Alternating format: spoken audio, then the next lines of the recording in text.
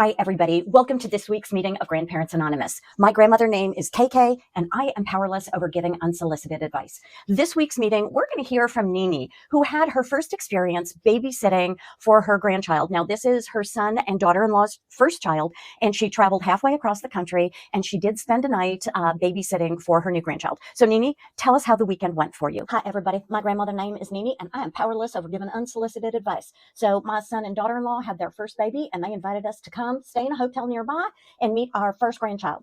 We did that. They live in an apartment. We went to their apartment, and when we got there, my daughter-in-law opened her laptop and she showed me the schedule for the baby, like down to the minute.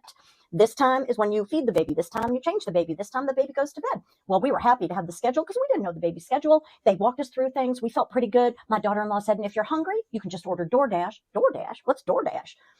They didn't even have food for us. And then they went out to dinner, and we were doing pretty good with that sweet little baby. We were just loving our time together. And the next thing I know, we're being spoken to over the baby monitor. And my son says, Mom, we are on our way home from the restaurant because you did not stick to the schedule. And I'm like, oh my gosh, we were just having so much fun playing with the baby. And when they came home, like I said, I'm powerless over unsolicited advice. I might have said a thing or two, and now I'm not sure whether I've gotten a grandparent time out. So I would love to hear from you. How would you have handled that situation? Nini, thank you so much for sharing that. We also had an experience with the baby monitor where we were in bed and we heard somebody talking in the next room, and we realized our children were talking over the baby monitor to the baby. So grandparents need to be aware that this generation uses technology differently. So we will see you at next week's meeting of Grandparents Anonymous. This is a safe place for difficult conversations. Remember to comment book so you can order the handbook for this program, Active Grandparenting, and be sure to bring a friend to next week's meeting.